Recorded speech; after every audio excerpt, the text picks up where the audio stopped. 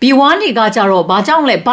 ဒီလိုရှိတာလဲဆိုလို့ရှိရင် B1 certificate ယူလာပြီးတော့ A2 speaking level လောက်ရှိတဲ့ကျောင်းသားကျောင်းသူတွေကိုကုမ္ပဏီကရှာတွေ့ထားတာ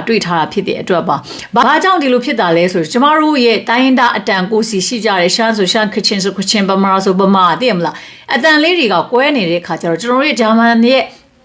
အတန်ကိုထက်ထစ်ချဖို့ဆိုတာမလွယ်ဘူးသူတို့ဒီနိုင်ငံကလူတွေကသူတို့မှာငါတို့ဒီဘာသာအပြင်တခြားဘာသာစကားသင်ရမယ်ဆိုတော့ stress သူတို့မှာမရှိခဲ့ဘူးကြဘူးငါတို့ကျမတို့မြန်မာနိုင်ငံကလူငယ်တွေကတော်တယ်လို့အရန်ပြောရမှာအရန်တော်ကြတယ်ဘာကြောင့်ဆိုဘာသာကလင်းငယ်တယောက်မှာဘာသာစကား3-4မျိုးတတ်တယ်တယောက်မြန်မာလူငယ်တွေကအရန်ထက်မြက်တဲ့ထဲမှာပါတယ်ဘာသာစကားအများကြီးပြောတဲ့ကျမတို့လိုမျိုးအများကြီးပြောတဲ့လူတယောက်ကလူတယောက်ရဲ့ဘာသာစကားအားနည်းတဲ့လူတယောက်စကားလာပြောလို့ရှင်ဥပမာကျမကဗမာစကားမပြောတတ်ဘူးမပီတိဘူးဆိုပေမဲ့ကျွန်တော်တို့ပြောတဲ့တိုင်းသားတွေ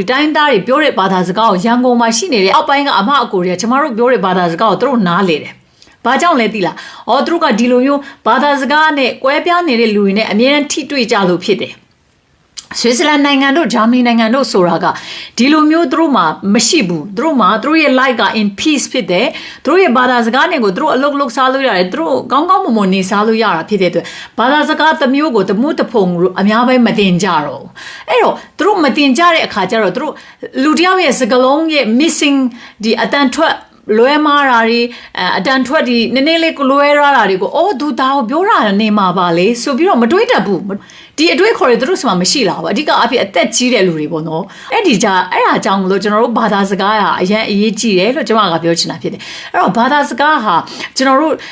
တက်ချွမ်းတဲ့ B2 certificate တွေရှိတယ်ပဲဆိုတကယ်အရေးကြီးတဲ့ main point နေရာမှာကျွန်တော်တို့ကထစ်လာတဲ့အဆင်မပြေတာရှိတယ်ပေါ့နော်အဲ့ဒါကြောင့်မလို့ကျွန်မဒီနေရာမှာဂျာမန်ဘာသာစကားတင်ကြားတဲ့နေရာမှာကျွန်မပြောတာရှိပါတယ်